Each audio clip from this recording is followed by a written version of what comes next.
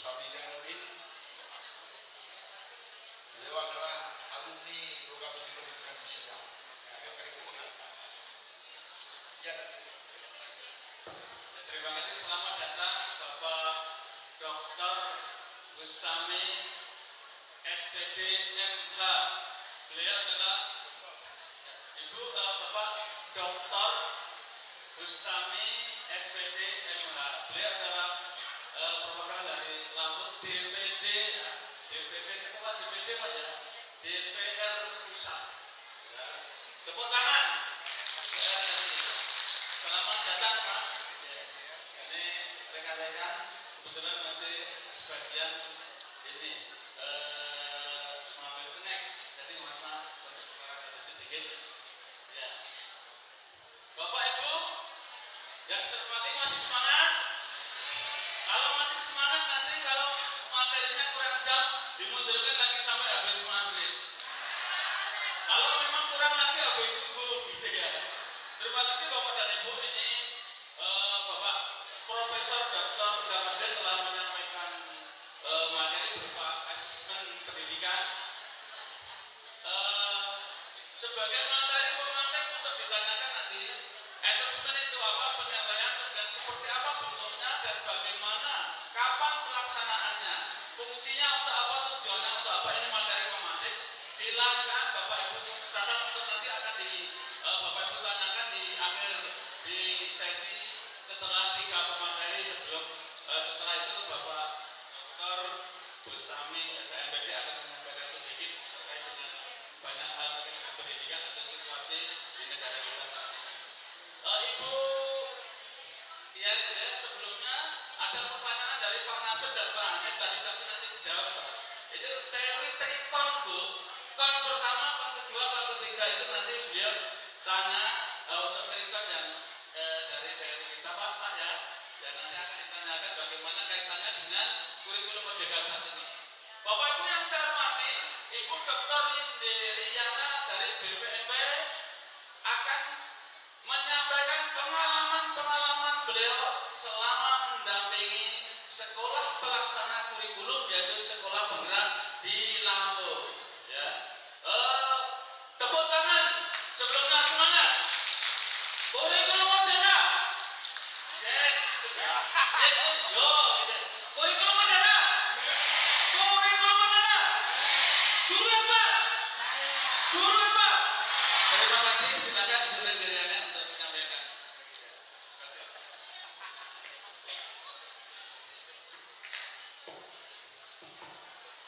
Assalamualaikum warahmatullahi wabarakatuh. Iya, silakan yang ambil snack, jangan rebutan. Tapi pun, baik Bapak Ibu sekalian, saya materinya adalah terkait best practice. Sementara saya bingung apa yang mau disampaikan. Kenapa saya bingung? Pertama, saya mau tanya dulu kepada teman-teman semua di sini. Apa itu best practice? Ada yang bisa? Ya. Apa? Best practice itu kalau menurut saya sih apa yang kita lakukan yang terbaik saat kemajuan pendidikan.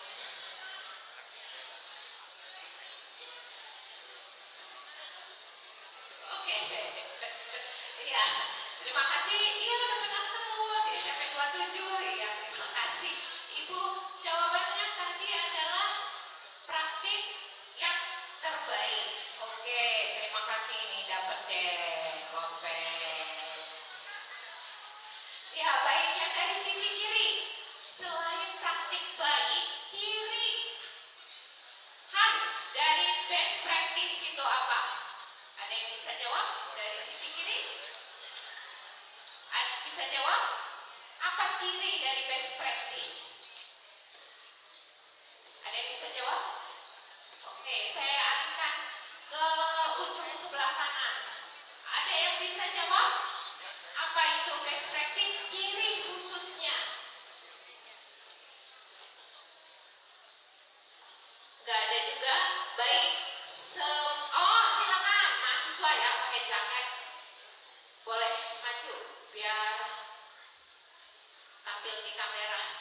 kalau mau jawab langsung diterima di SMP saya dulu. Inovatif dan kreatif. Ya, namanya siapa? Ria Molly Nenggolan dari UML Bandar Lampung. Oh, dan UML. Jurusan PLB. Jurusan PLB. Pendidikan anak luar biasa. Terima kasih. Iya. Terima kasih atas pembukaannya. Inilah yang namanya peduli ya. Jadi ada teman yang maju tanpa saya meminta tepuk tangan, sudah ada tepuk tangan duluan. Baik, satu lagi yang di tangan saya, yang jawab dua tadi sudah betul. Untuk melengkapi ciri utama dari best practice itu apa? Seruangan ini kan kita membahas best practice ya.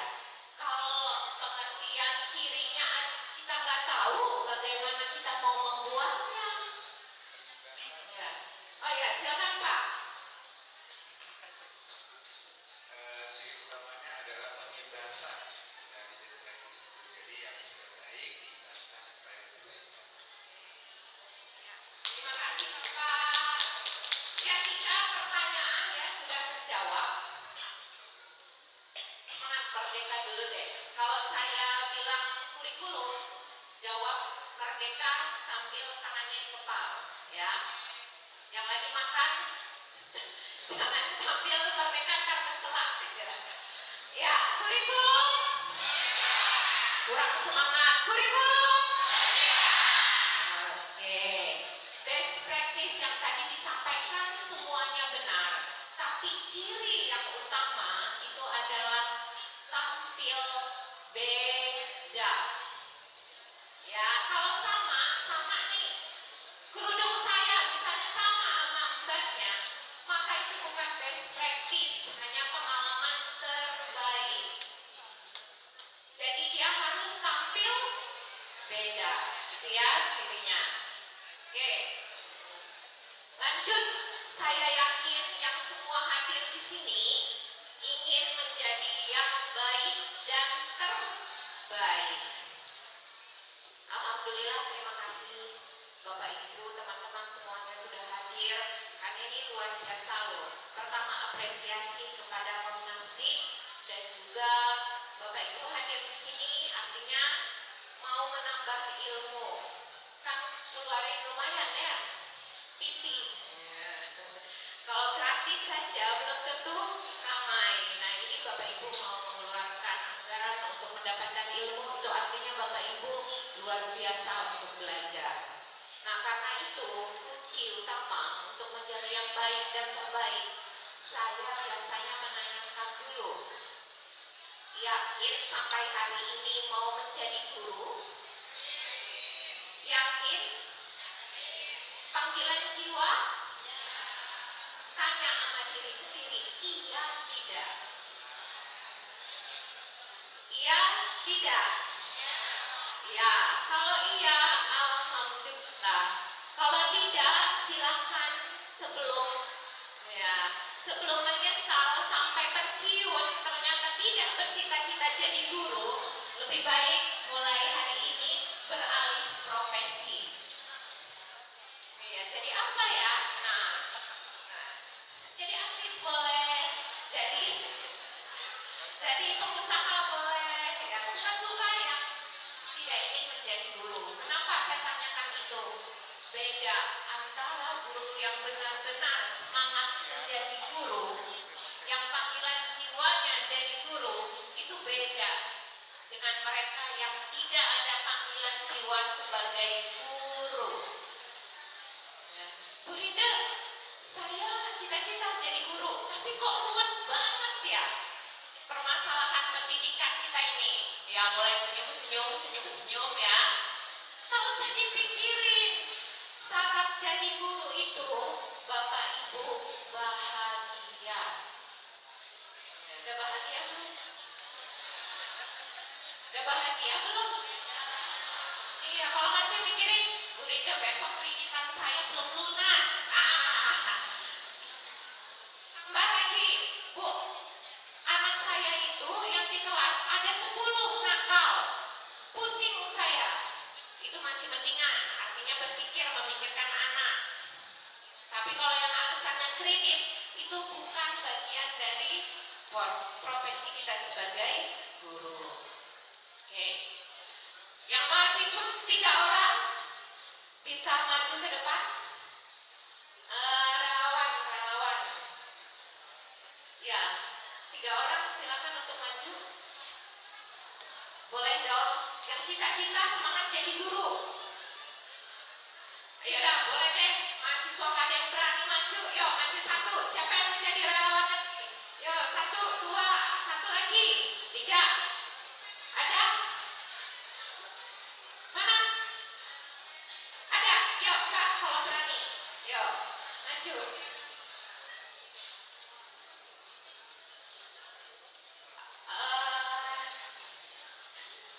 Tak lebih nih, ada berapa?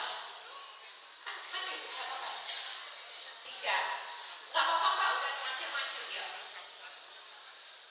Oke, 4 ya. Kita lihat ya. Ingat, di sini bukan mau membuli mereka berempat. Yang punya sifat membuli tolong dibuang jauh-jauh untuk kesempatan ini. Saya memanggil mereka berempat untuk melihat potret pendidikan kita. Bukan mencari kesalahan. Ingat ya, bukan mencari kesalahan, kita belajar. Saya mau tanya dulu, mbaknya namanya siapa? Ada mic 1 lagi?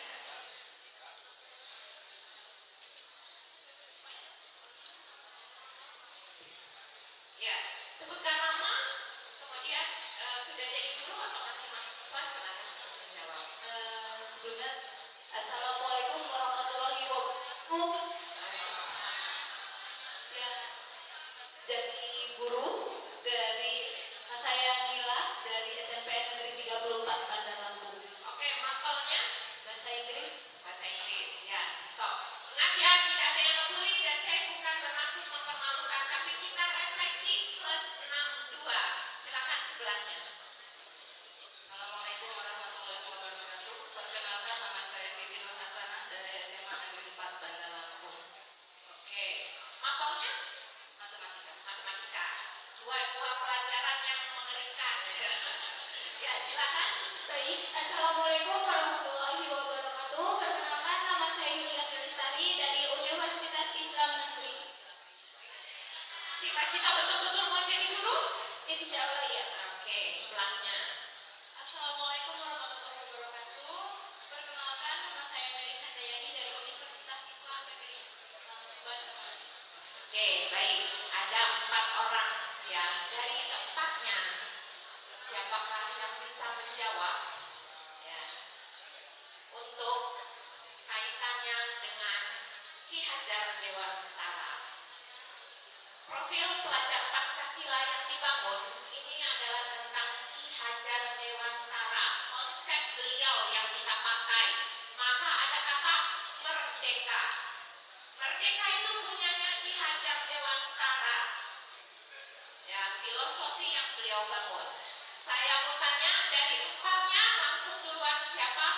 Siapa nama lengkap Ki Hajar Dewantara? Diam yang lain. Siapa bisa jawab? Silakan.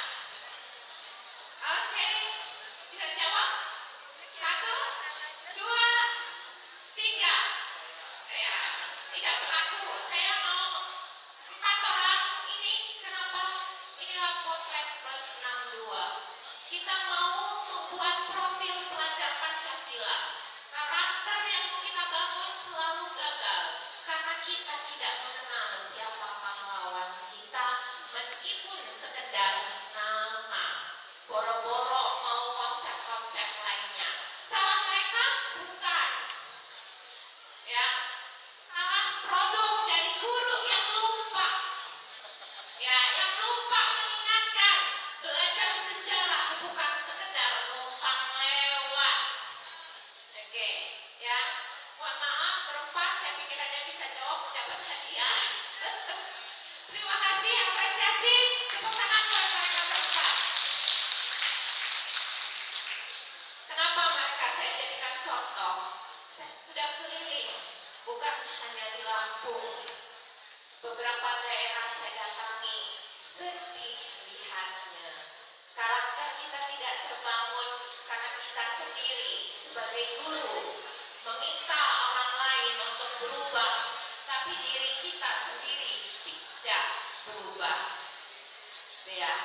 Jadi produk-produk zaman dulu ya tinggalkan. Kita harus mulai. Profil pelajar Pancasila bukan yang seperti kata Bu Ulfa. Selesai dibuat, panen raya, pamer-pamer, kemudian selesailah sudah. Tidak diteruskan, bukan seperti itu. Best practice adalah pengalaman terbaik, artinya mampu memunculkan sesuatu yang berbeda. Temuan di beberapa sekolah, tren bercocok tanam. Ya Pak ya, ya Pak ya, bercocok tanam. Ada yang sawi lah, kangkung lah, bayam lah, ya kan? Itulah kita ini kreatif. Ada yang sudah muncul keren, semua meniru. Yang menang yang ditiru, bukan yang meniru. Ya jadi kerennya cocok tanam semua, panen. Selesai panen, bubar barisan. Nunggu lagi proyek profil pelajar Pancasila diteruskan. Bukan itu yang mau kita capai. Ya, makanya kalau lihat konsep, jangan sekedar lihat, Bu, buat profil pelajar Pancasila itu mulainya dari perencanaan. Ya benar. Siapa yang buat? Siapa yang buat? Jangan salah tunjuk orang. Pilih guru yang pintar-pintar, pilih yang hebat, yang imajinasinya tinggi. Ya, imajinasinya tinggi, mimpi kecil tapi hasilnya besar. Baru melakukan perencanaan. Zaman ini kepala sekolahnya, yuk kita buat yuk proyek, gimana ini? Enggak gitu. Hasilnya ya B aja. Nah, B aja. Berhasil, berhasil. Jalan-jalan, tapi B aja. Ya. Senyum, senyum, senyum, senyum. Iya, itulah plus 62. Iya, plus 62 itu. Bu Rinde, profil pelajar Pancasila itu orangnya yang harus seperti apa?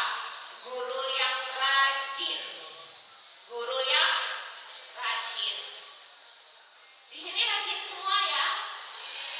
Amin.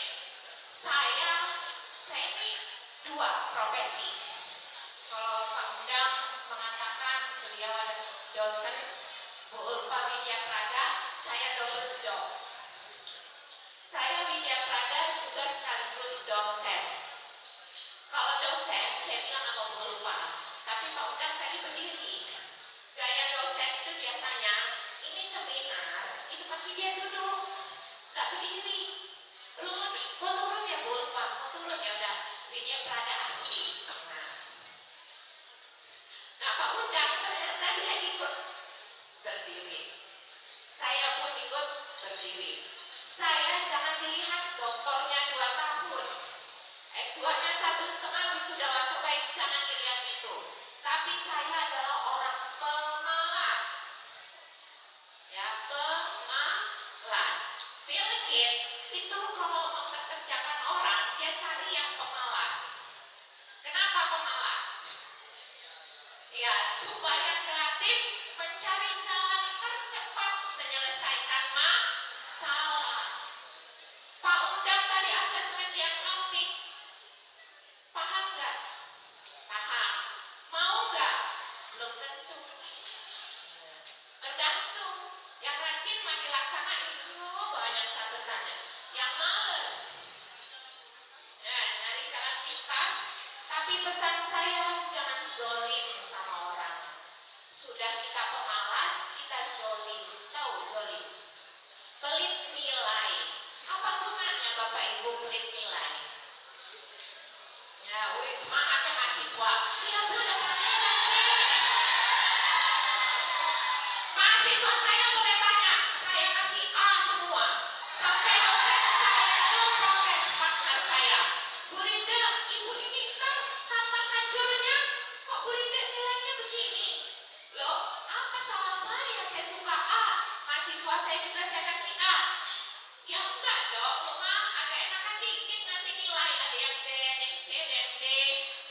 atas dasar apa ngasih nilai itu? Dia rajin, ngumpulin tugas, ujian iya, sopan, kurang apa? Kenapa nggak saya kasih A? Dia jadilah iya A. Pertama, berbuat baik itu menyenangkan. Yang kedua, yang dikasih pasti bahagia, meskipun belum tentu dia balas. Nah, iya. Tapi nanti jangan balas dendam. Senang. Begitu pas jadi guru 40, 50. Iya, kadang-kadang begitu. Jadi ukur diri ya, ukur diri. Target guru itu adalah mencerdaskan anak bangsa yang seutuhnya. Artinya jangan peduli dengan nilai.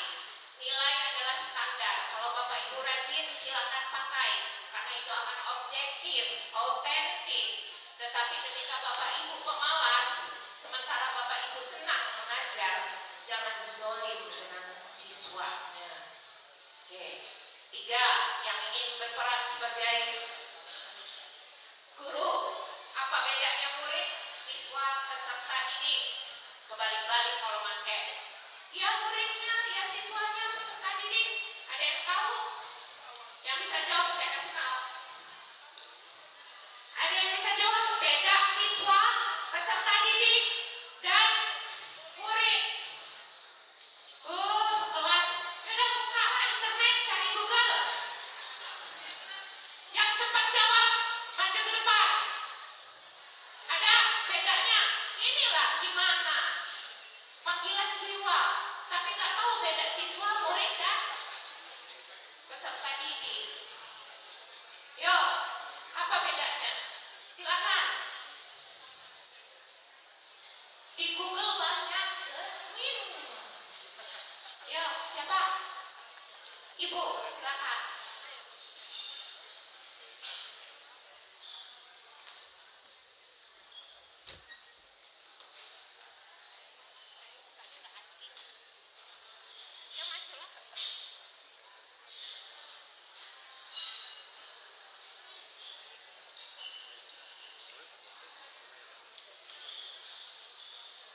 Bismillahirrahmanirrahim. Assalamualaikum warahmatullahi wabarakatuh. Selamat sore, salam sejahtera kita semua. Tapi pun, Iya. ya terima kasih Bu Linda yang sudah memberikan kesempatan. Saya tapi itu nggak apa-apa ya Bu.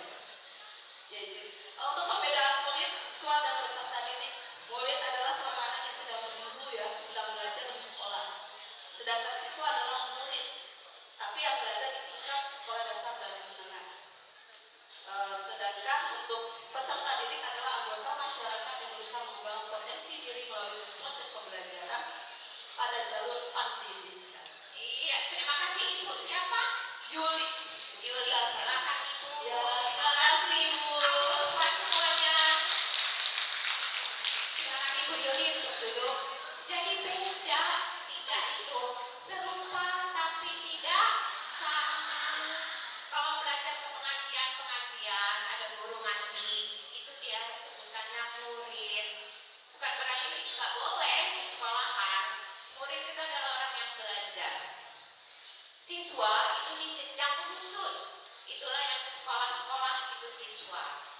Peserta didik kalau dia les, kalau dia ikut-ikut kegiatan di luar jalur formal, itu namanya peserta didik. Itu saja penutupan saya sekilas tentang best practice, di mana sampai hari ini belum saya temukan yang cek banget kata orang. Masih trennya bercocok tanam. Ya, saya harap nanti ke depan Prof.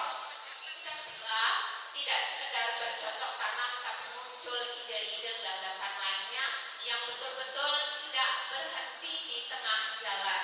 Artinya terus continue sehingga menghasilkan SDM yang luar biasa.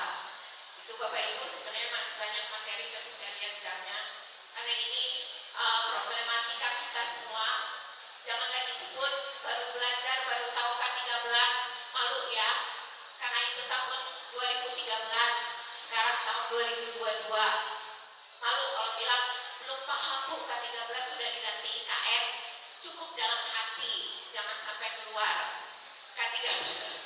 Males belajar dihilangkan karena sistem di IKN kita harus belajar secara mandiri, rajin. Seperti hari ini saya senang bertemu teman-teman, artinya teman-teman mau belajar.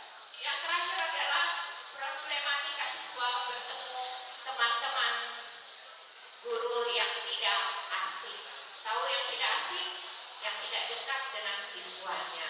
Itu saja intinya kurang lebih bahwa best practice untuk program guru penggerak ini masih B aja. Demikian, Assalamualaikum warahmatullahi wabarakatuh. Sekali lagi untuk Ibu Dr. Rideliana. Bapak dan Ibu yang saya hormati, di hadapan kita, di tengah-tengah kita ini anggota pembina Komnasdik ya wilayah Lampung, Bapak Dr. Bustami SPD MH. Selamat sore Pak Bustami. Selamat sore Pak Dr. Bustami. Ini Bapak dan Ibu ini adalah salah satu sponsor juga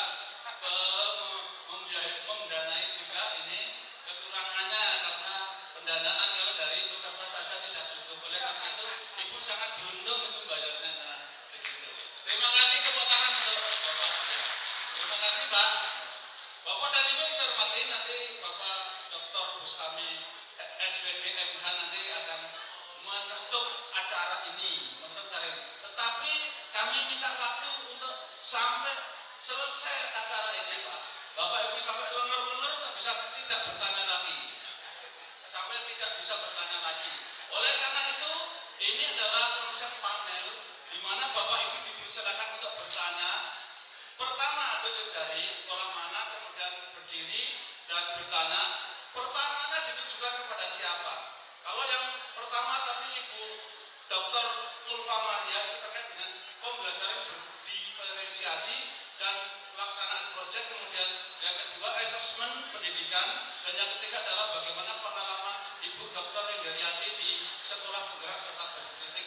Dipersilakan Bapak dan Ibu, termin pertama 3 penanya, termin kedua 3 penanya, termin keempat 3 pertanyaan, dan termin berikutnya jika Bapak Ibu belum ketemu dan belum atau masih ingin bertanya, kami akan melayani sampai subuh. Terima kasih, silakan dipersilakan dari daerah sini satu Pak Suhadi kawan saya ya, silakan Pak. Nanti yang di sana Mas siapa? Ya Mas Arif, kemudian yang dari tengah siapa? Ya Pak Hanif. Ya, nanti bertanya, silakan. Pertama, pertanyaan ditujukan kepada siapa dan silakan ajukan pertanyaan. Berdiri Pak biar gambarnya kelihatan. Ya, dipersilakan. Ini sudah berdiri. Ya udah ya. Nggak kelihatan berdirinya ya. Bisa berdiri Pak sudah ya. Ya, ya kawan saya Pak. Silakan Pak. Assalamualaikum warahmatullahi wabarakatuh. Terima kasih pada kesempatan yang diberikan pada kami. Hari ini sungguh sangat bahagia kita ketemu dengan beberapa pakar, terutama untuk imunisasi kurikulum merdeka. Pak Undang dan Bapak Ibu penyaji yang lain, yang saya tanyakan ini adalah pertanyaan klasik sebenarnya. Pertanyaan yang sudah ditanyakan beberapa guru yang lainnya dan juga muncul di beberapa forum WA guru terkait dengan yang disampaikan Pak Zulfikri tadi pagi tentang setiap anak akan naik kelas dan cara penilaiannya itu bisa berbeda-beda. Ada setelah saya baca bahwa sangat dianjurkan seluruh siswa bisa naik kelas, walaupun ada kemungkinan tidak bisa naik kelas. Pertanyaan saya, bagaimana mekanisme kenaikan kelas di kurikulum merdeka ini? Kemudian yang berikutnya, di seminar ini hadir dari beberapa kabupaten, mungkin mereka akan bawa ke daerah masing-masing.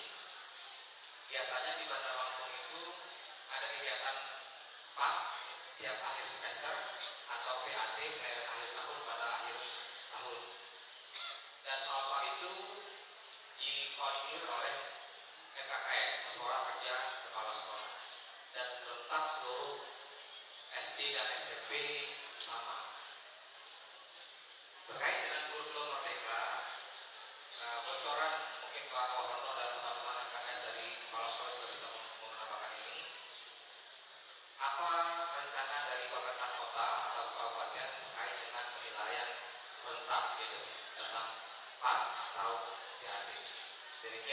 Terima kasih. Assalamualaikum warahmatullahi wabarakatuh.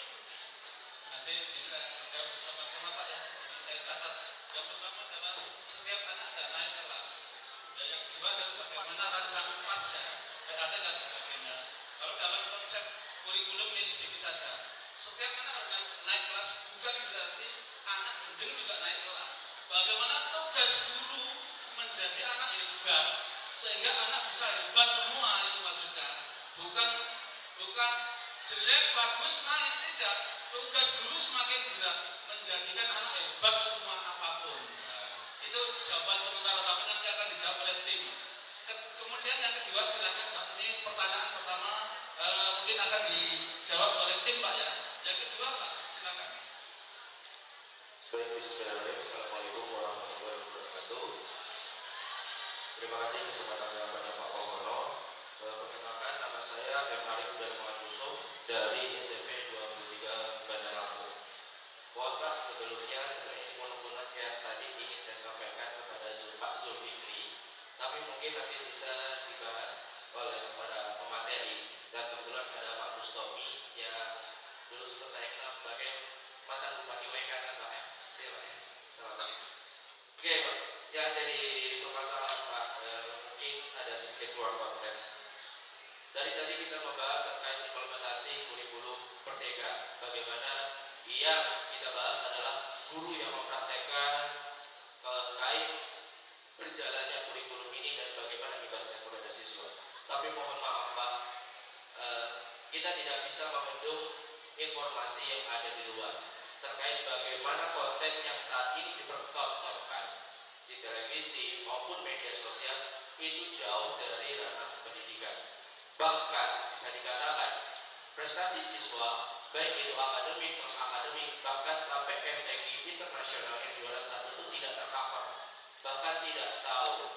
Yang ada adalah bagaimana judul sinetron IPA IPS dan yang lainnya menginspirasi siswa untuk bikin geng dan kegiatan yang lainnya.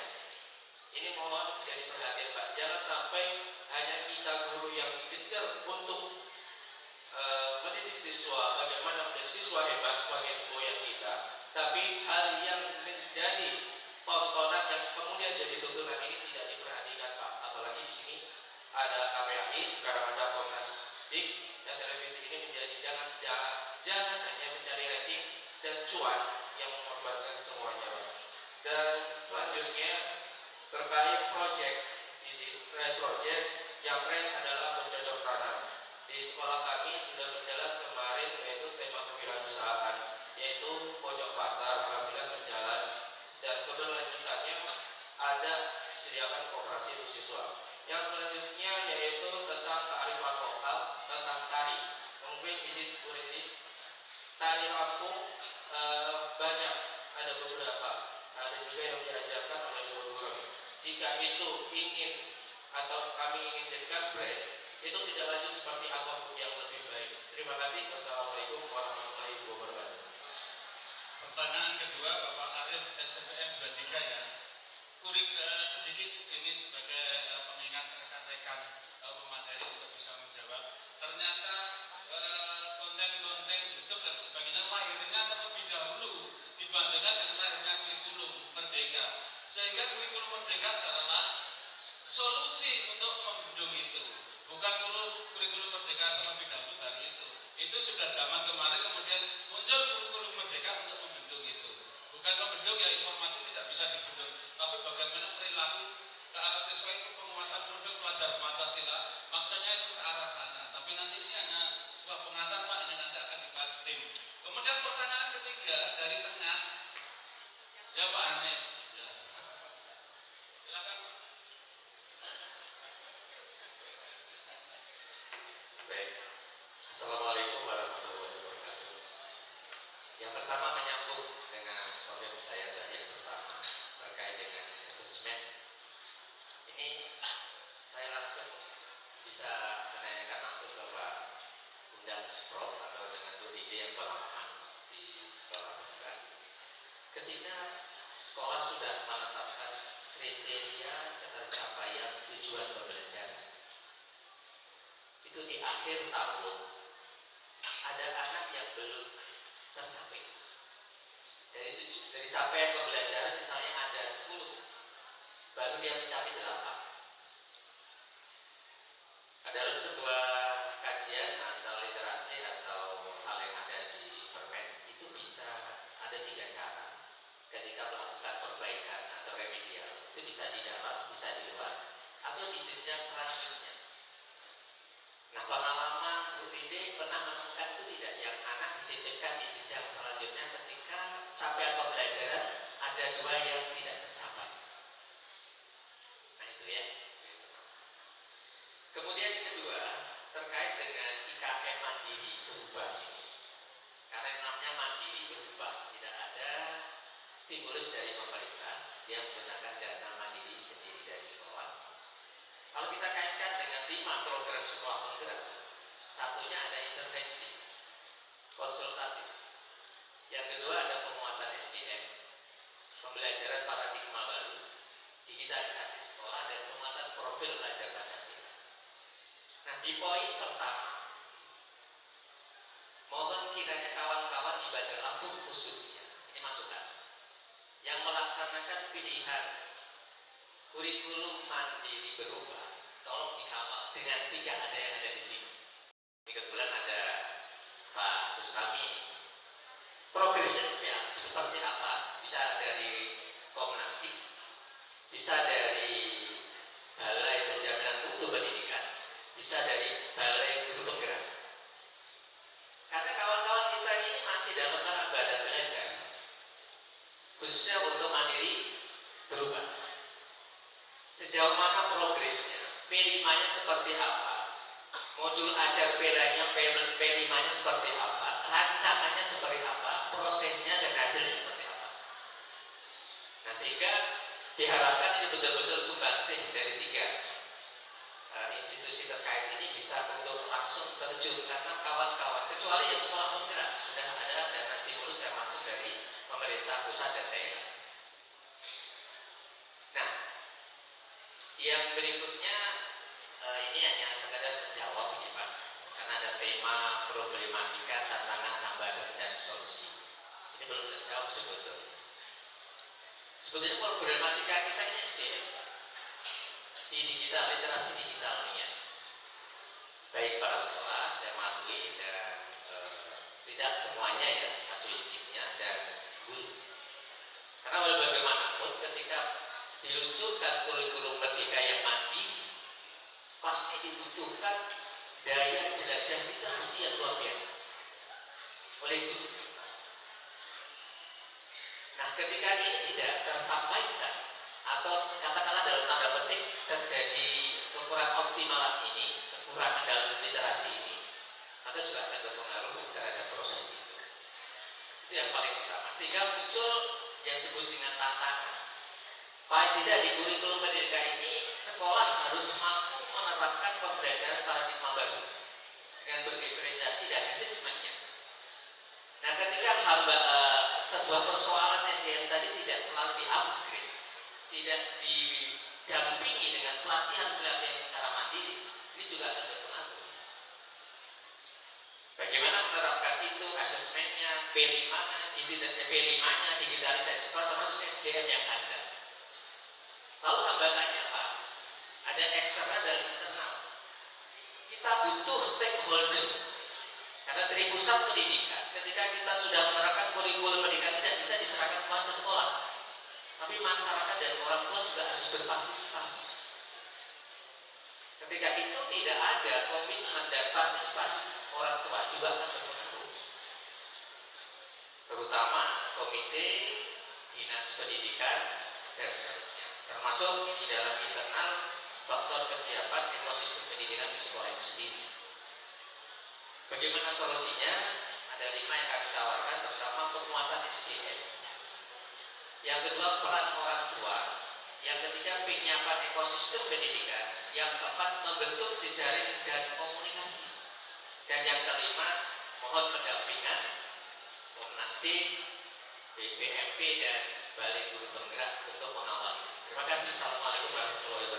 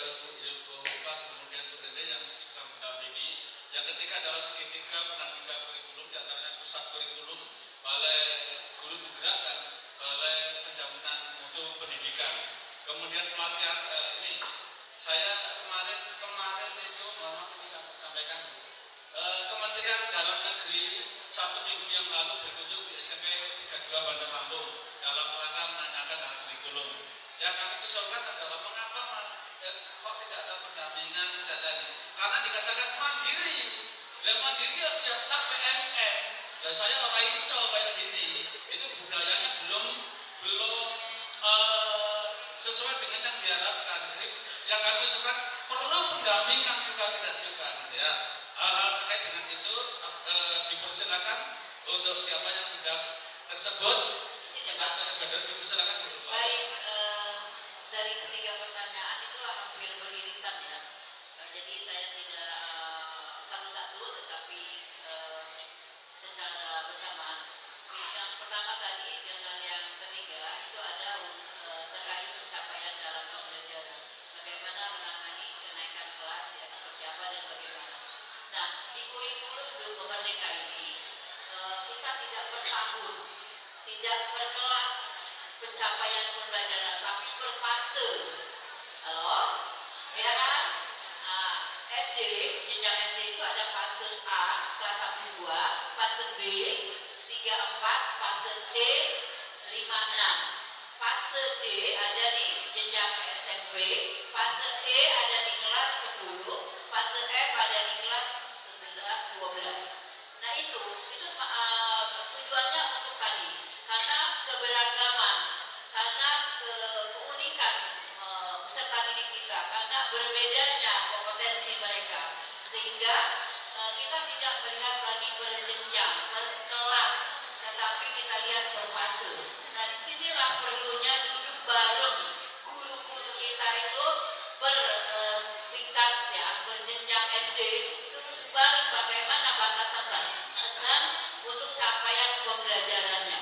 Apalagi di SMP, dia fase tidak ada, otomatis dia tidak ada anak itu nggak naik kelas, ya adanya tertunda karena dia fasenya fase D.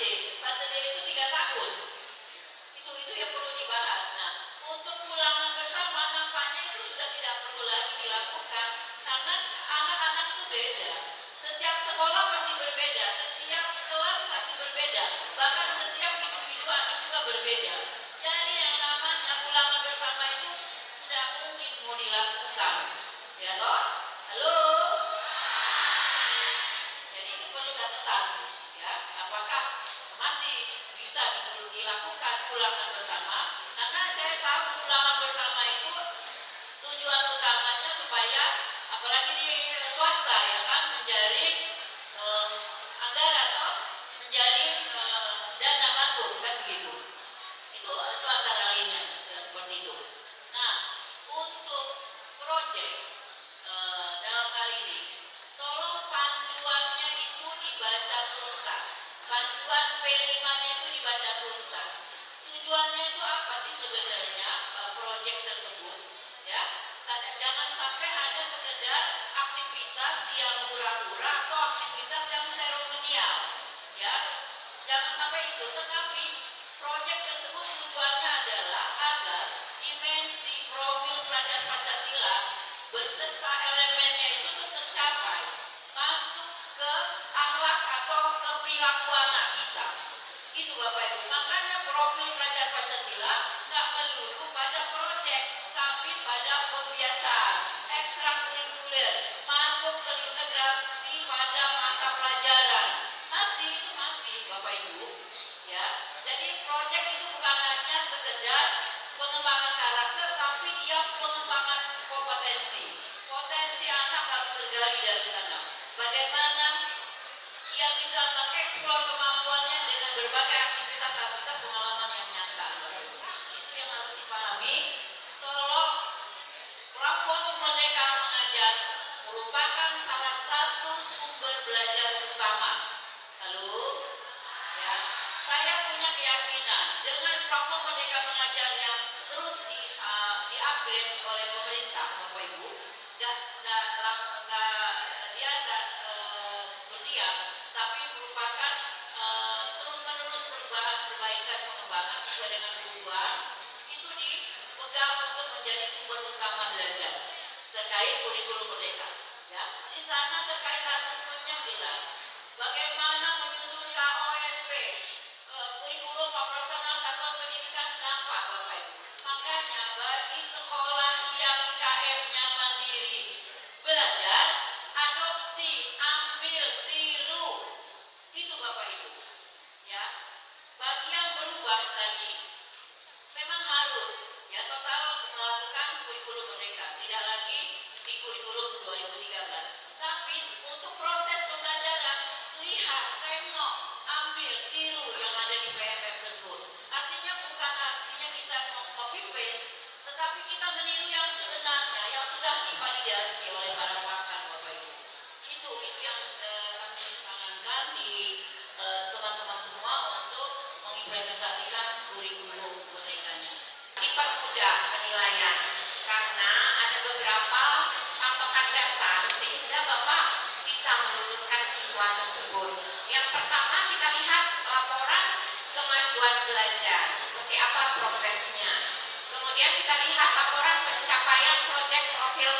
Pancasila. Kita lihat juga portofolio peserta didik. Kemudian ekstrakurikuler atau prestasi penghargaan peserta didik. Dan terakhir tingkat kehadiran. Selama proses itu dia aman-aman saja, meskipun tidak melesat, karena dia kan misalnya begini, dia tidak suka matematika, tapi dia senang seni, maka kemungkinan matematikanya B aja. Dia datang belajar, mengerjakan tugas, tapi nilai tidak akan maksimal, karena dia tidak suka dengan matematika. Guru matematika jangan baper. Anak tersebut tidak memiliki kompetensi bidang di matematika, bakatnya ada di seni. Jadi bisa jadi seni nilainya lebih tinggi daripada matematika. Jadi yang kata Bapak tadi, kemungkinan kecil Pak. Dan kalau sampai tidak naik kelas, itu tanggung jawab guru tersebut. Kenapa anak tersebut bermasalah? Dan mohon maaf Bapak Ibu di sini, kalau ada yang tidak setuju dengan saya mohon maaf. Tapi kenapa kata Pak Undang tadi, Prof Undang mengatakan berat ya jadi guru. Disitulah memang tugas beratnya guru, mendidik anak orang seperti anak kita sendiri. Tuh, jadi mudah dikatakan prakteknya susah. Happy untuk jadi guru, ya. Itu ya Pak, jadi aman Pak. Kalau kata Bapak tadi yang saya bilang, kalau malas udahlah dia datang terus. Ya, prosesnya diikuti. Tapi ya Allah ya Tuhanku nilainya. Nah kita lihat kesehariannya seperti apa, sopan santunnya, selama memadai, enjoy, lulus. Dan dititipkan kata Pak Hanif, memungkinkan dititipkan. Fase SMP itu satu fase. Bisa jadi di kelas saya gagal, saya titip untuk kelas di atas. Yang ini saya gagal mendidiknya, tapi akan saya pantau perkembangan karena di situ saya memiliki tugas. Nah itulah kenapa saya katakan untuk jadi guru wajib ada panggilan jiwa jadi guru, karena dia bentuknya peduli anak orang jadi anaknya. Ya, yang balas anak itu ya jangan harap kalau dibalas alhamdulillah, kalau nggak dibalas ya sudah, amal ibadah. Tidak ada profesi yang dijanjikan Tuhan surga, hanya profesi guru yang dijanjikan. Ingat itu, karena itu yang paling luar biasa jadi guru. Sabar nomor 1 ya. Oke ya. Kemudian saya lanjutkan untuk kalimat ini. Ingat, ikan tidak akan pernah kita ajari terbang. Karena itu siapapun anak itu adalah memiliki kelebihan keunikannya masing-masing. Siapa yang bisa mendidiknya dengan benar, maka berbahagialah Bapak Ibu diingat sepanjang masa. Ya. Kemudian untuk solusi, tadi Pak Hanif mohon maaf slide saya masih banyak, tapi karena waktunya tidak cukup, saya sudah tulis tantangan, kan yang muncul baru hambatan ya, problematika, sampai terakhir solusinya ada Pak. Solusinya itu mau belajar, mencerdaskan diri. Tidak ada yang menolong kita, diri kita sendirilah yang menolong. Ya, jadi kalau Bapak Ibu tampil jadi guru hebat, Bapak Ibu sendiri yang meraih, bukan kami yang ada di sini, tapi Bapak Ibu lah yang membuat diri Bapak Ibu hebat. Tuh, kemudian untuk tarian Lampung, oke banget. Malah kalau bisa muncul Mas, go nasional, go internasional. Munculkan sesuatu yang luar biasa. Pertama, selain mendidik karakter, kita juga bisa menaikkan budaya Lampung. Saya pernah melihat SMK di Garut masuk yang go talent ya, itu luar biasa. Pasangan 90 ngetop banget, siswanya saya anggap sukses untuk 3 karakter yang dibangun, baik itu secara cipta, rasa maupun karsa. Yang saya sebut ini cipta rasa karsa miliknya Ki Hajar Dewantara, sejajar dengan taksonomi Bloom. Yang mulai sekarang belajar lagi supaya jadi guru semakin hebat. Terima kasih. Cukup. Terima kasih Bapak dan Ibu, masih semangat? Ya, kalau satu hari ada 30 jam Pak, mungkin akan kami gunakan 25 jam itu. Sayangnya hanya 24. Bapak dan Ibu,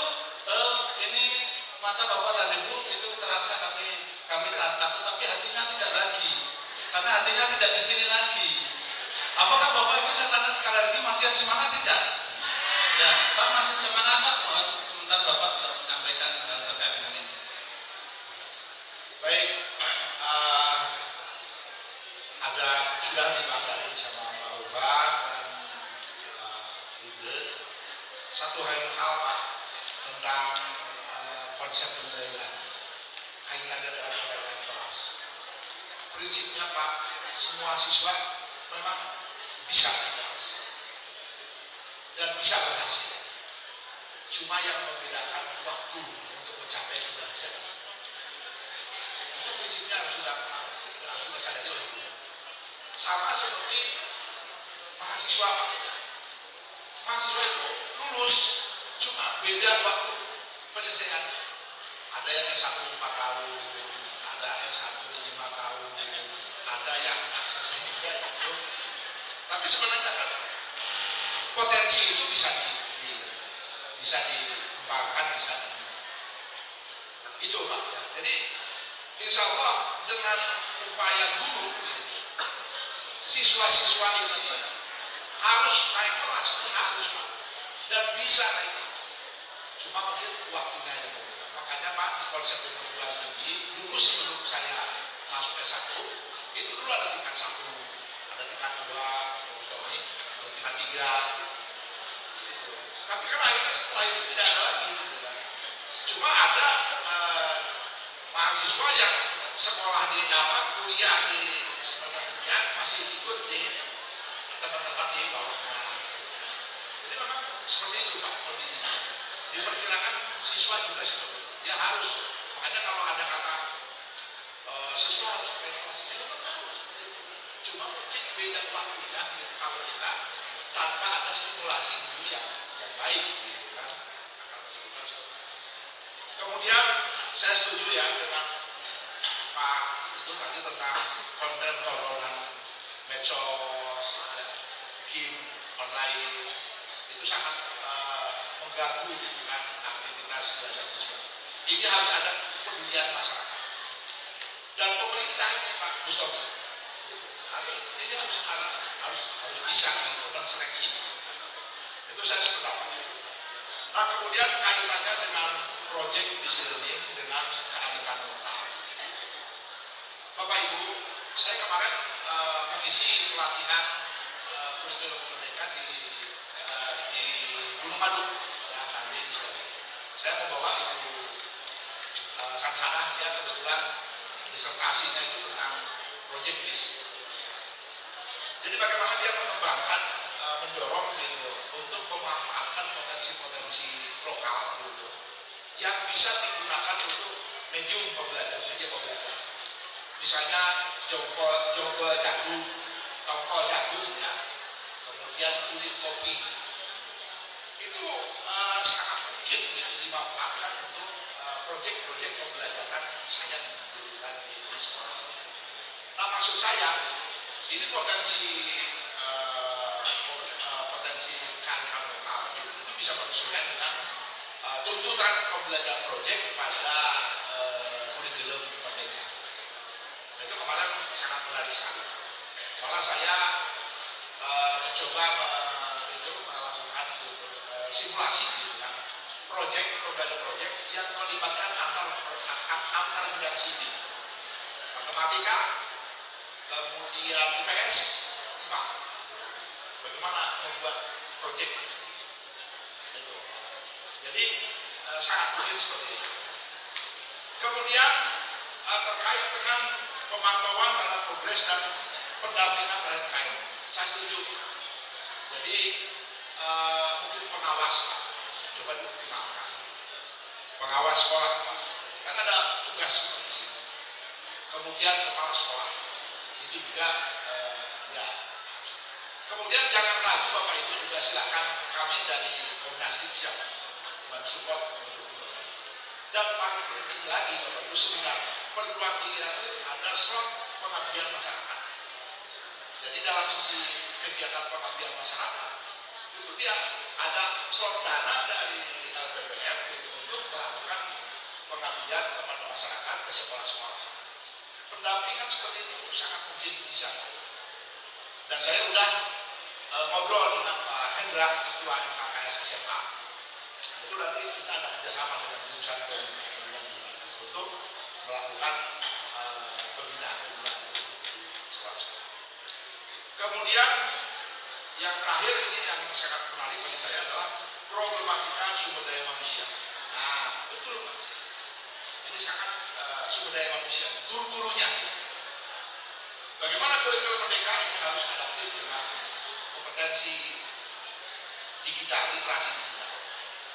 Jadi guru itu tidak boleh TBC, tidak boleh gaptek. TBC apa? Tidak bisa komputer, tidak boleh gaptek. Gagap teknologi.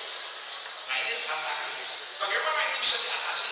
Yaitu dengan workshop, dengan diklat, dengan IHT. Makanya ini pencerminan ini Pak, ini jelas ya. Saya 1 minggu sebelum kegiatan ini yang daftar kegiatannya hanya 75 orang, ya tercapai enggak? Ternyata sampai sekarang 400 ini berapros tuh 400.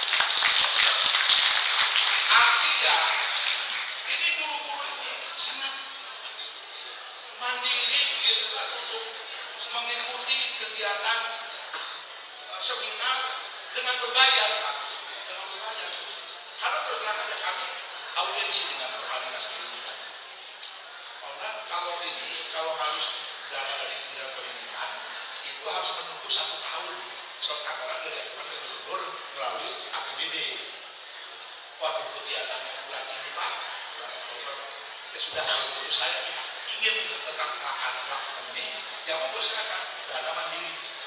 Nah, gitu kan akhirnya seperti ini. Makanya saya sudah berbisik sama beliau. Pak, sebagai pembina Komnastik, mohon ini tantangan bagi kita. Ini guru-guru ini harus dicerdaskan, harus ditingkatkan kompetensinya dalam menghadapi tuntutan implementasi kurikulum merdeka.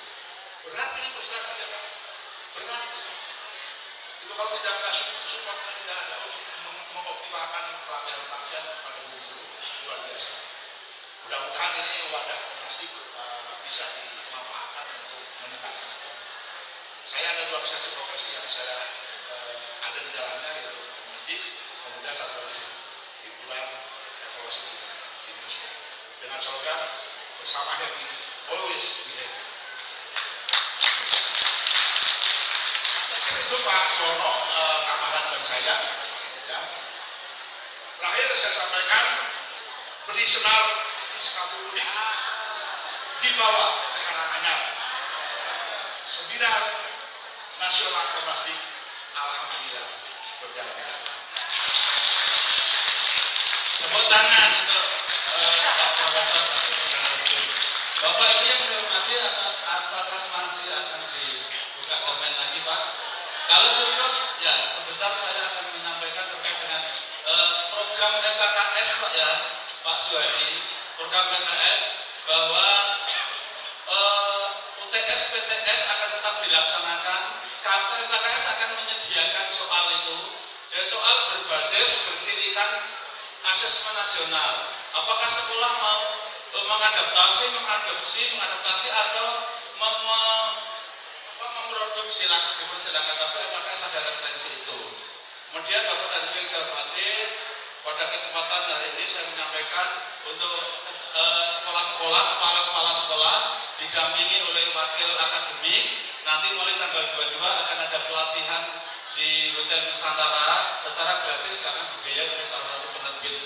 Makanya kepala-kepala sekolah seluruh negeri dan swasta di Bandar Lampung dan wakil-wakil akademik, kita akan melanjutkan satu pekerjaan kita, yaitu membuat rancangan produk, kemudian bagaimana mengemas instrumennya, kemudian bagaimana menilai berdasarkan instrumen tersebut.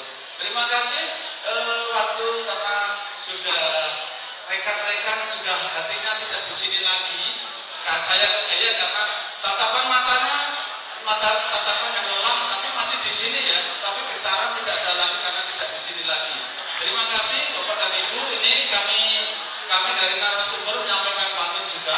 Kalau ada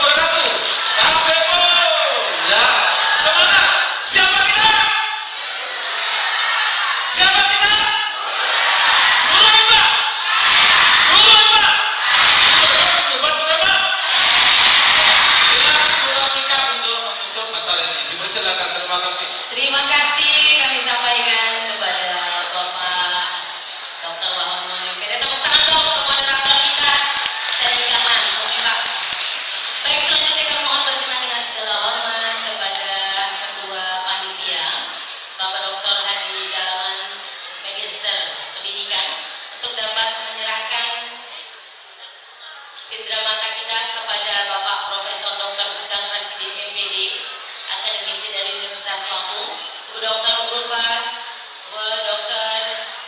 Maria Ulfa MPD dari Balai Guru Penggerak Lampung, dan juga Ibu Dr. Linda Riana MPD. Kami mohon berkenan untuk dapat menempati posisi yang telah disediakan di depan Bapak Ibu.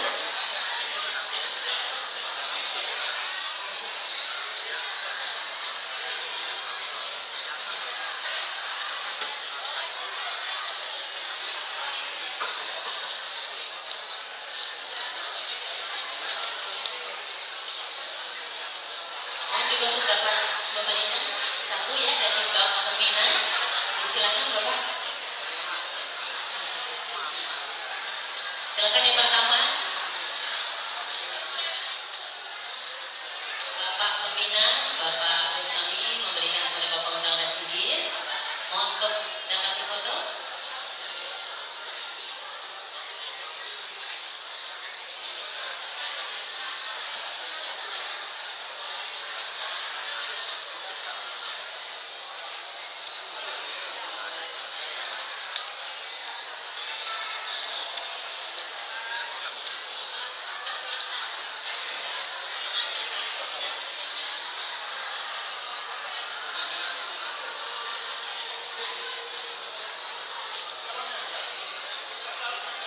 Iya, silakan foto bersama terlebih dahulu.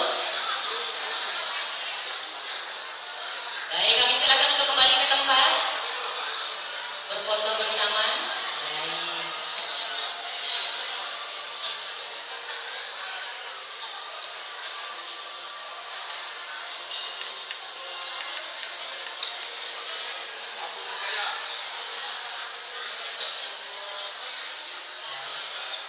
Terima kasih, kami silakan kembali ke tempat. Luar biasa pemaparan materinya. Silakan Ibu kembali ke tempat, kita masih melanjutkan acara.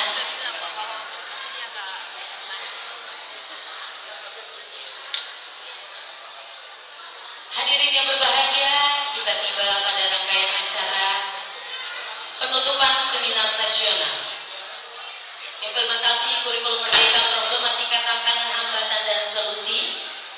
Kami mohon berkenan untuk dapat menyampaikan sambutan sekaligus menutup secara resmi rangkaian acara seminar nasional implementasi kurikulum merdeka, problematika, tantangan, hambatan, dan solusi kepada pembina Komnas DPW Lampung yang juga anggota MPR RI yang terhormat Bapak Dr. Haji Bustami Zainuddin SPD MHI. Silakan. Saya minta semua kita berdiri ya, semuanya berdiri. Tolong mahasiswa yang itu ya, siapkan lagunya. Saya minta semua berdiri ya. Ya,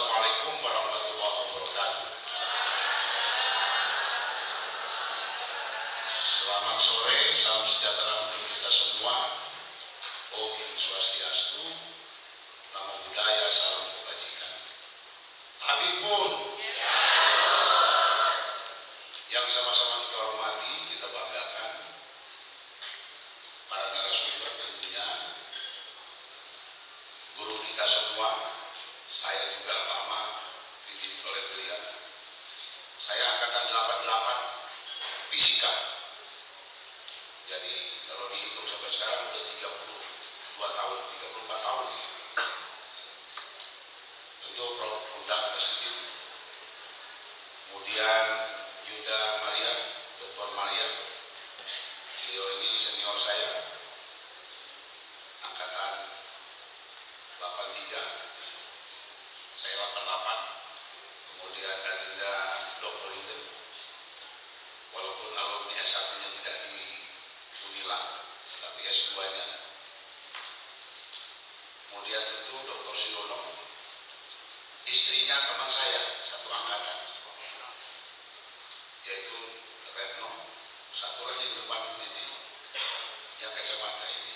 Mungkin yang 88 masih bisa ketemu saya karena saya waktu itu adalah ketua himpunan mahasiswa jurusan MIPA. Jadi fisika, matematik, biologi, kimia, saya ketuanya. Hari ini sahabat-sahabat semua, kita bersyukur bisa mendengarkan dari orang-orang yang punya kompetensi berkaitan dengan profesionalisme kita sebagai guru. Saya 10 tahun jadi bupati, wakil bupati, lanjut jadi DPD. Banyak hal yang bisa saya saksikan hari ini, dan kita semua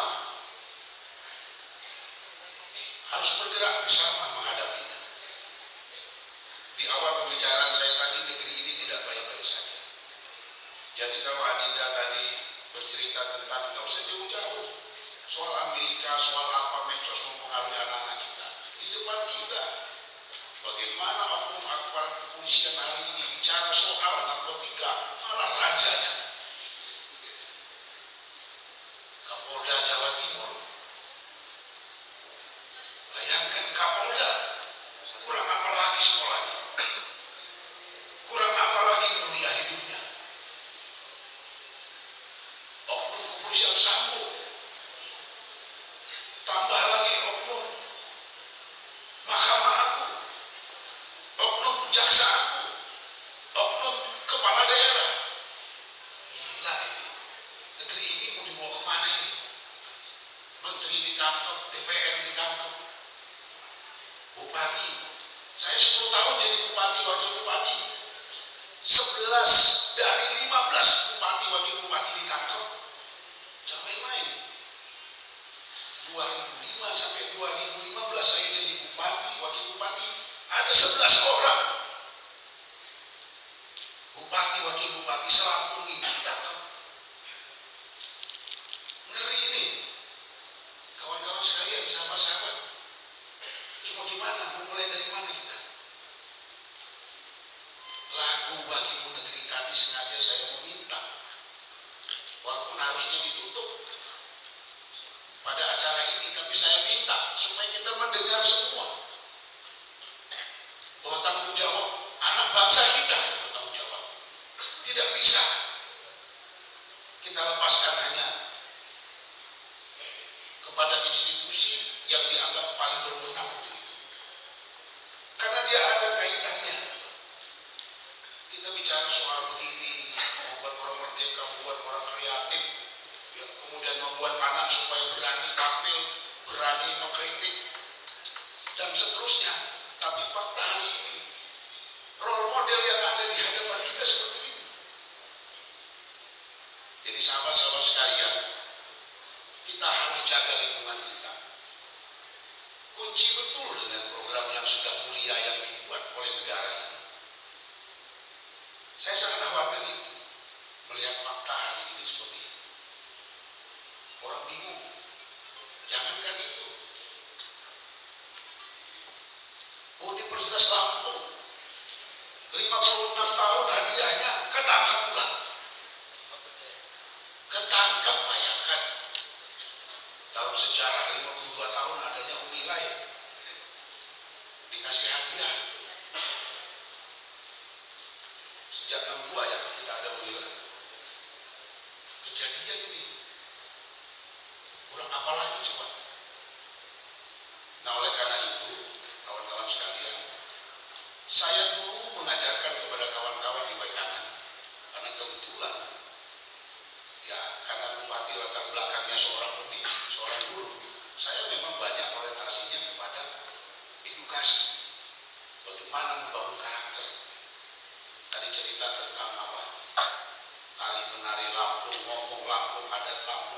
selesai kalau di kanan. Tapi persoalannya setelah saya berhenti, nggak diterusin sama penerus saya. Itulah salah satu jeleknya kepemimpinan dinas di Indonesia ini. Kalau sudah berhenti itu nggak mau diterusin yang bagus-bagusnya. Pokoknya membuat baru aja. Padahal baru itu belum tentu sesuatu yang benar. Orang masih coba-coba dan seterusnya. Nah, oleh karena itu kita memang mendorong ke depan ada roadmap pendidikan. Kebetulan saya di DPD RI ini salah satu anggota panitia perancang undang-undang, termasuk di dalamnya undang-undang sistem pendidikan nasional yang sedang dibuat sekarang ini.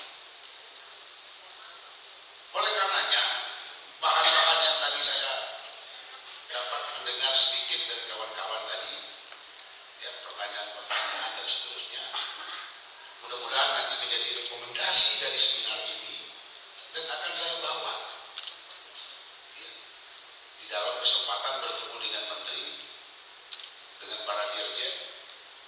Ya, Jakarta nggak malaikat juga, ya, para menteri itu juga ya perlu masukan dari kita di lapangan.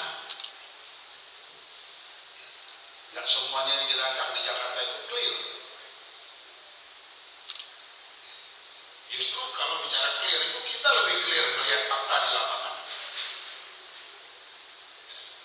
Nah, oleh karena itu kawan-kawan sekalian, apa yang sudah kita lakukan hari ini, ya, dari narasumber kita coba ditelaah betul. Kemudian kalaupun rumusan-rumusan ini perlu perbaikan kita semua dan sulit mengimplementasikannya, cepat kasih tahu. Karena salah satu fungsi dan tugasnya DPD RI ini adalah dalam rangka selain pengawasan, selain budgeting, dia legislasi, aturan. Jadi kalau aturan ini tidak pas, tidak cocok, berat dan seterusnya, bisa kita revisi undang-undang namanya. Nah, oleh karena itu di momentum-momentum pertemuan kecil dengan sesama kawan-kawan di lapangan, ya silakan kalau ada gagasan yang baik, ya disampaikan kepada kita. Nah, kita bersyukur di Lampung sudah ada Komnastik yang ketuanya langsung Pak Prof. Bunda, saya di situ sebagai ketua dan pembinanya. Ini menjadi jembatan untuk hal-hal yang menurut kita sulit diimplementasikan, kemudian juga caranya juga belum siap dan seterusnya. Ya, tadi disampaikan oleh Prof. Bunda, ini salah satu akar persoalan nggak selesai-selesainya soal pendidikan merdeka ini. Sangat minimnya forum-forum untuk adanya penjelasan-penjelasan tentang ilmu baru ini. Kenapa? Alasan klasik, nggak ada dana dan seterusnya. Sekarang mau kemana kita, orientasi kita? Kita mau bicara fisik terus, ngejar bangunan yang tinggi-tinggi, membagusin jalan, apa soal anak bangsa? Nah, oleh karenanya orientasi ke depan, ya ayo kita semua memikirkan anak bangsa ini dengan sumber daya manusia yang berkualitas ini, agar ya orientasi proyek di pendidikan nasional ini ya kita harus mulai kurangi dan hentikan. Yang pikirannya ke fisik terusan. Padahal yang pendidikan ini akhirnya terabaikan. Ya, bicara acara-acara bangga kita ada kemandirian. Ya bukan soal kemandirian, karena nggak ada. Kalau ada yang lebih senang dibiayai pemerintah lah. Betul nggak kira-kira? Iyalah. Kalau memang ada dananya, kenapa tidak? Sebenarnya bukan tidak ada dananya. Nah, inilah perlu kawan-kawan yang ada di kabupaten kota membuat perencanaan kegiatan untuk 2023 yang akan datang apa saja. Karena keuangan daerah itu basisnya adalah partisipasi masyarakat dalam bentuk musrah bank di tingkat level masing-masing, ada kecamatan, ada kabupaten. Kalau sistemnya nggak masuk di situ, programnya nggak masuk di dalam sistem itu, dia terkunci, nggak akan bisa dibantu oleh pemerintah. Nah, oleh karenanya, tolong ya, apakah itu PGRI, apa itu Komnas di kabupaten, apakah itu asosiasi program studi, apakah asosiasi kepala sekolah, apapun namanya, silakan. Yang penting harapan kita itu terwujud aja. Pintunya macam-macam boleh. Misalnya Komnas belum ada di kabupaten, udah pakai PGRI deh. PGRI lepas, hajar pakai ikatan program studi barangkali ya. Apa itu istilahnya? Guru program studi ya? Nah, PGRI apa gitu ya? Lain lagi, hajar lagi. Sehingga ada saja yang menyampaikan kepada pemerintah melalui wakil-wakil rakyatnya yang melalui aspirasi masyarakat itu, jaring asmara itu. Ya, karena saya pikir ini penting, edukasi ini, informasi ini harus selalu didengungkan. Ya, agar proses transformasi informasi ini cepat diterima oleh kawan-kawan. Bayangkan, selampung ada mungkin hampir 200 guru, 200.000 guru. Jangan main-main loh. Pertanyaannya cuma 400 datang ke sini. Gimana coba? Berapa persen yang cuma dapat ilmu ini? Bagaimana mentransformasi ke yang lain? Kalau modelnya begini. Coba kalau ini bisa ditransformasi di masing-masing kabupaten kota, turun lagi di masing-masing tingkat level program studi dan seterusnya. Karena sistem keuangan kita sudah ada di situ. Ya saya pikir nggak lama begini prosesnya. Nah, oleh karena itu kawan-kawan sekalian, harapan saya silakan membuat program yang ada kaitan dengan seperti ini, dan silakan kalau ada kepentingan yang berkaitan dengan informasi pendidikan tentang apapun soal daerah bisa menghubungi DPDRI. Saya sendiri DPDRI ini punya kantor kira-kira 200 meter dari restoran ini, nomor 19, kantor perwakilan DPDRI Provinsi Lampung, ada tuh depan Geraha Patimura. Yang kedua, saya punya kantor di Senayan, Jakarta. Silakan kawan-kawan kalau mau berhubungan, ada kepentingan apa ya, mencari informasi atau ada program yang mau sama-sama kita usulkan dengan pemerintah pusat, itulah tugas kami.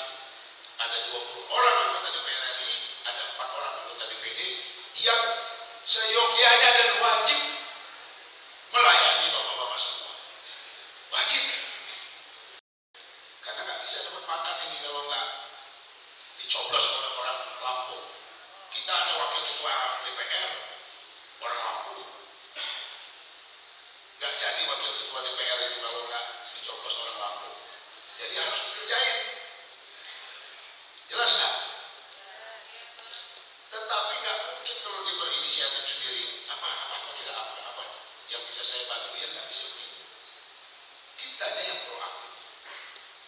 Untuk, nah pertanyaannya Pak, saya mau proaktif tapi saya nggak kenal.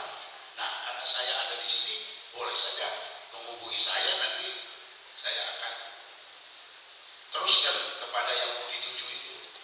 Kalau wakil ketua MPR siapa, ketua DPR siapa, kaitan dengan urusan Senayan aja, dan seterusnya. Oke, Bapak Ibu sekalian, terakhir tentu tolong resapi semua lagu Bagimu Negeri tadi. Ya, mudah-mudahan tadi kelihatannya serius mendengarnya dan menyanyikannya. Dan kepada seluruh narasumber, Prof. Rasidin, Dr. Maria, dan Dr. Inde, kami ucapkan terima kasih atas partisipasi dalam kegiatan ini, memberikan ilmu kepada kita semua. Beri tepuk aplaus kepada para narasumber kita. Terima kasih. Dengan ucapan Alhamdulillahirabbil alamin, seminar nasional pada hari ini di Provinsi Lampung dengan tema implementasi kurikulum merdeka, ya, problematika, tantangan, hambatan, dan solusi, hari Sabtu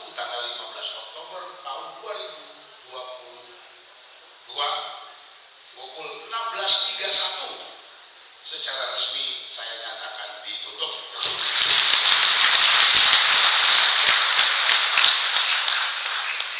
Terima kasih.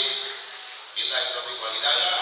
Wallahu muwaffiq ila aqwamit thoriq. Assalamualaikum warahmatullahi wabarakatuh. Terima kasih kami sampaikan kepada Bapak Dr. Haji Bustami Zainuddin SPDMH, anggota MPR RI sekaligus pembina Komnastik DPW Lampung.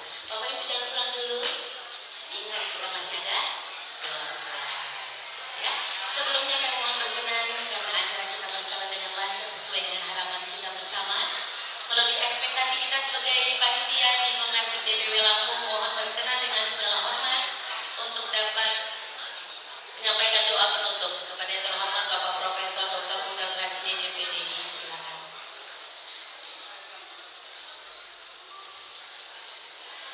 Bismillahirrahmanirrahim. Assalamualaikum warahmatullahi wabarakatuh. Marilah kita sama-sama mendahulukan tangan dan mengangkat sikap.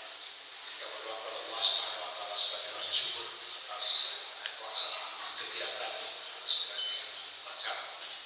Dan kepada yang beragama Islam, saya imami, dan kepada yang beragama lain, mohon untuk menyesuaikan. Mari kita istighfar, astagfirullahaladzim, astagfirullahaladzim. Allahumma sholli ala sayyidina Muhammad wa ala alihi wa sahbihi ajma'in. Amin.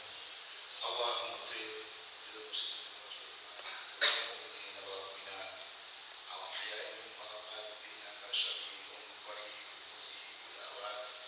Ya waliyal hajat Rabbana la tu'akhidna in nasina wa akhfana Rabbana wa la tahmilna isran kama hamaltahu 'alal ladzina min qablina Rabbana wa la tuhammilna ma la taqata lana bih wa'fu 'anna waghfir lana warhamna anta maulana fansurna 'alal kafirin.